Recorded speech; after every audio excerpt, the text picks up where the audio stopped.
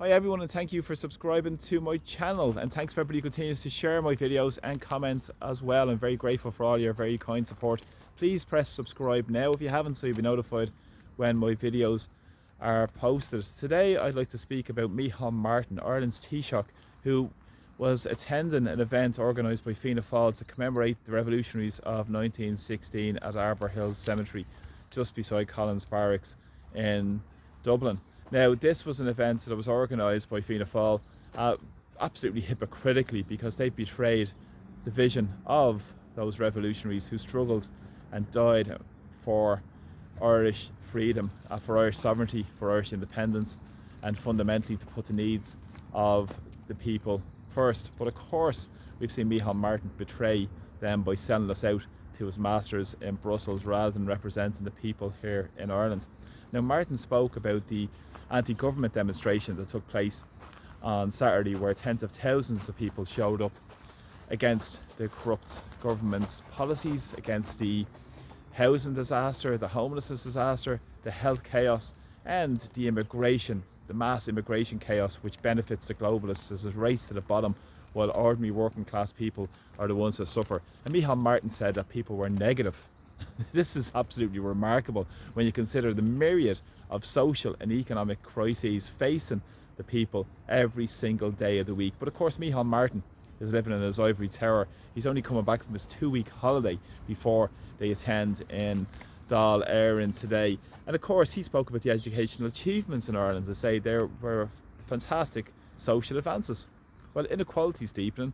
We've had widening issues in society in terms of gulfs between those that have versus those that don't have, and that's been exacerbated by the manufactured crisis of the Irish political establishment, who bow down to their masters in Brussels and serve their neoliberal agenda, which is essentially about privatising and so-called liberalising so much of the public good for profit, with oligarchs such as the energy business, and we've seen that through housing also as well, and many more crises created by the political establishment. But of course, Micheál Martin will do that, because all he is really a branch manager for Ursula von der Leyen, the unelected leader of the European Union. Now, he spoke that this housing and homeless crisis were the big social issues, and the government has the solutions.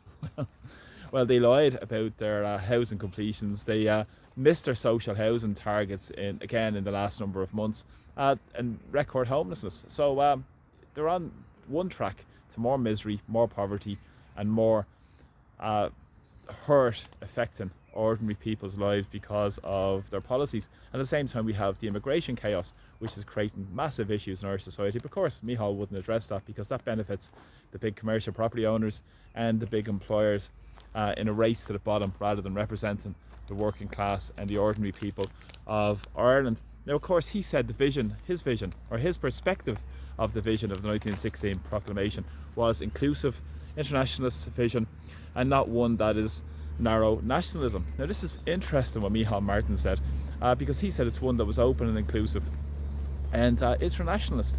And it's interesting that Martin went on to mention this, because he said that this is the spirit Fianna Fáil will be continuing in terms of moving towards the European Union, the single market, and many of those who oppose it are absolutely just going to create more chaos in our society.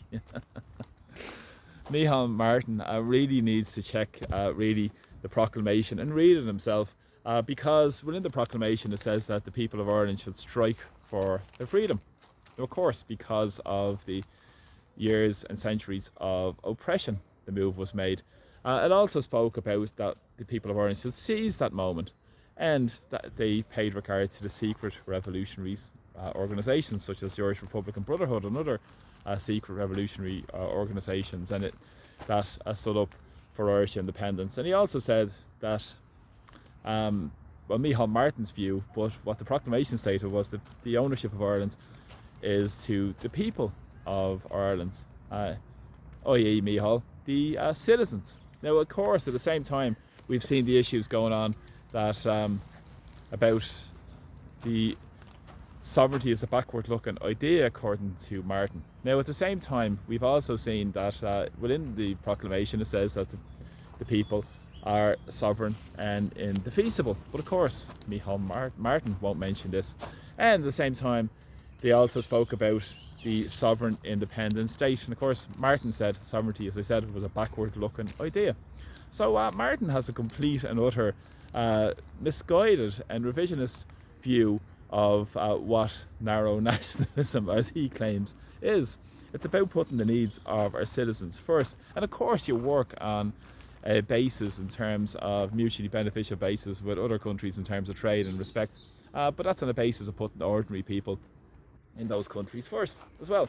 But fundamentally, to represent the people of Ireland, you have to stand up and serve the people of Ireland and represent the best interests of the citizens of Ireland, not any unelected technocrat or bureaucrat in Brussels through the European Union Migration Pact, through the drive towards a digital currency, through the erosion of our monetary and fiscal policy and the loss of our currency and these issues. But of course, this is the internationalist perspective that Martin is looking through at the behest of his masters in Brussels. And of course, he spoke about they have been very positive with the thriving economy. Well, you know, people could beg to differ around that. We all know the reality with the cost of living disaster and so many people struggling, forced into poverty, and major issues in our society. But Martin, absolutely just disgraceful that Fianna Fáil themselves show up at the revolutionaries' graves in 1916, men that were thrown into a pit at the back of Arbor Hill prison at the behest of the British oppressors. And of course, the British oppressors at the time, and people like Grenfell, Maxwell and Lowe and other leaders of the British establishment and empire in Ireland, they were working in cahoots with many Irish capitalists, such as William Martin Murphy at the time, the so-called vulture of Dartry Hall, who owned the Gresham Hotel at the time, and of course the Dublin Tramways Company as well. We all remember at the time of the lockout of 1913, where the Dublin Metropolitan Police came and bashed ordinary working class people off the street, which led to the formation then through James Connolly of the Irish Citizens Army, along with Captain Jack White as well. But of course, Martin won't talk about the real history in Ireland, and of course at the perspective of Connolly's execution at the behest of William Martin Murphy, and that's who worked in cahoots with the British establishment in Ireland, much the same as we have here in terms of the European Union establishment. A lot of Irish people are profiting from the disasters and the crises that we face, such as the immigration chaos, making multi-millionaires out of people in Irish society. Now, this is the nonsense that Martin will spin. It betrays any honour and dignity of the people who stood up for independence or sovereignty. As I said, the policy of the state fundamentally, which is enshrined in the Irish Constitution, should derive from the people, and that's where democracy should start, from the grassroots up. Starts with community groups, people coming together in the communities, having those discussions, and that's a big point to take from the last march that took place a number of days ago, to get those local organisations set up, local groups where people come together in local forums, discuss those issues that are important, and have a real democracy that's based on the principles of what the Proclamation, that's still unfulfilled, has to achieve in Irish society as well. So don't fall for Martin's spin, don't fall for the mainstream media spin on this, because this is the nonsense that they'll try and push out to more people. So it's very important that people please share my videos, please support my work by commenting and subscribing to my channel as well, and let's get the truth out to and the facts out to what's really going on in Irish society. So again, thanks so much for all the support, and from Dublin, Slán, take care, bye bye.